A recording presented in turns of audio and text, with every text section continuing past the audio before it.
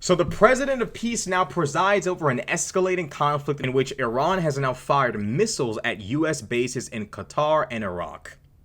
The president of peace, they sat there and said Joe Biden has gotten us into all these foreign wars. They watched two genocidal maniacs, Vladimir Putin and Benjamin Netanyahu, dance over the graves of tens of thousands of Ukrainian and Palestinian civilians. Blamed all of it on Joe Biden. And now that Donald Trump has gone out of his way, he didn't give the weaponry to Israel to carry out the op. He did it himself.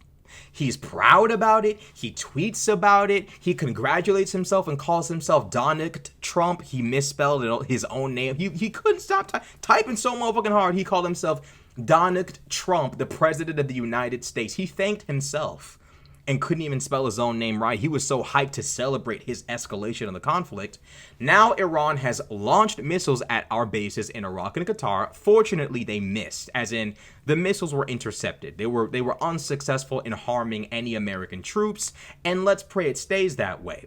But let's see if MAGA actually has it in them to maintain their principles and get mad at Trump for putting American troops in harm's way for the second time. Because that operation to destroy those nuclear facilities, that was a risky operation.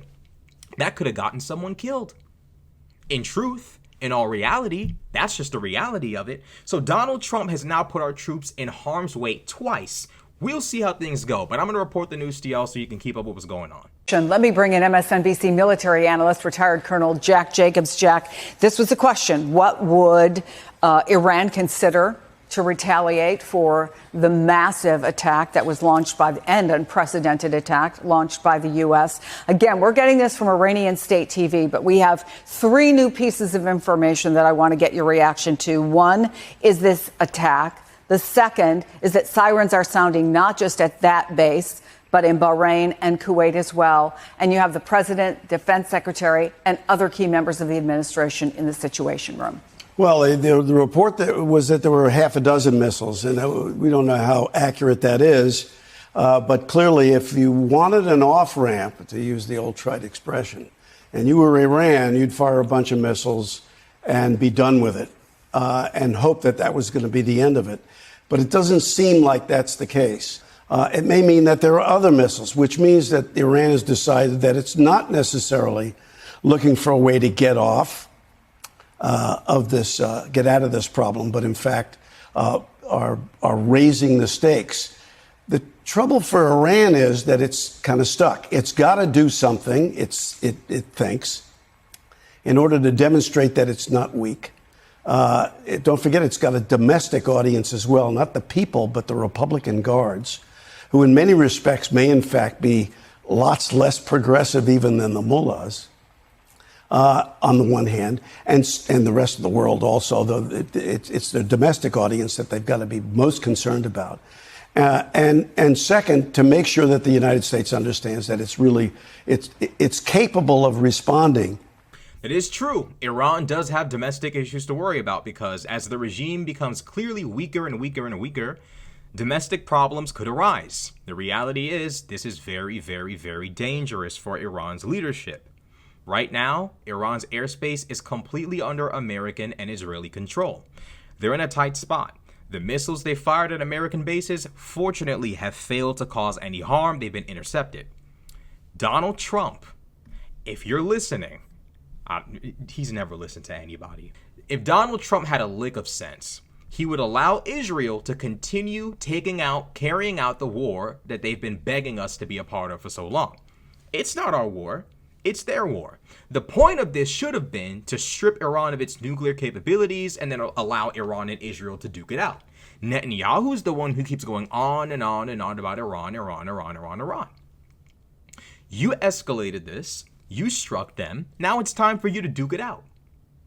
Donald Trump right now should be focusing on trying to stop Iranian missiles from hitting American bases and allow Israel and them to figure shit out. We're going to see whether or not MAGA can actually live up to what they said. Because when Joe Biden sent weapons to Ukraine to help the Ukrainians fight off a literal invasion and genocide, Conservatives screamed up and down about how Biden was playing with World War III and the world might end and anything that could possibly go wrong will go wrong and this earth will no longer exist under Biden's leadership. Now Donald Trump has actively antagonized Iran, has played mind games and threatened them, signed this deal even though I destroyed it. He hasn't shown any sort of ability to tell Israel no. He hasn't shown any sort of desire to let Israel handle their own problems. Donald Trump has basically jumped into a beef between Israel and Iran and said, I want the smoke. Now, I personally won't put myself in harm's way, but here's a bunch of American troops. That's what's happening here. That's the reality of it. Thankfully, the missiles hit no one, but the reality is, I want you all to realize MAGA is never going to actually hold Donald Trump to an equal standard. Never. Ever. It will never, ever, ever, ever, ever happen. So an American airbase has now been targeted by Iranian strikes. Thankfully, no one was hit. Donald Trump has not tried to de-escalate. Donald Trump has not tried to do anything of the sort. He hasn't tried to get Israel to step in and carry their weight because this is their war, not ours. None of the sort. Donald Trump, if anything, is posturing, congratulating himself on Twitter, bragging, dissing the ops. This is a game to him. This is a celebratory thing for him. This is a joke to him. He doesn't seem to give a shit about how the American people feel about another foreign war. He doesn't care. And his base, his movement, his political party campaigned on being against the foreign wars for so goddamn long. And now all of a sudden, it's A-okay. Now MAGA are finding ways to excuse what we all already know is clearly wrong. That's what's happening here.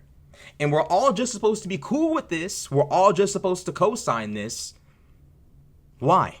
There is no real reason why. Joe Biden didn't escalate with Russia. Joe Biden didn't strike Russia. Joe Biden did nothing of the sort. There's no real reason why we as a nation are expected by MAGA to all of a sudden fall in line with this other than we like Trump, we don't like Biden, therefore Biden is bad, Trump is good. That's their logic, that's their reasoning. A childish movement led by a childish man, if you could even call him a man. Stretch, big stretch. So it's escalating. U.S. bases have been targeted, and MAGA doesn't care. We have a Secretary of Defense. MAGA was literally on Twitter saying, "Great job, Pete Hegseth, for no leaks, no leaks." You just congratulated a grown-ass man in his 40s for not leaking classified information. You just congratulated him. There's also information coming out that Democrats in Congress were kept in the dark about this operation because apparently we're the ones who leak things. We're the ones on Signal talking to journalists from the Atlantic about classified operations that can get people killed. We're the problem. So the Republicans in Congress were given access to the information concerning this classified operation, and the Democrats were kept away from it because apparently we're a national security threat. We're the ones leaking. We're the ones on Signal. We're the ones playing with the lives of the American people. The peace president.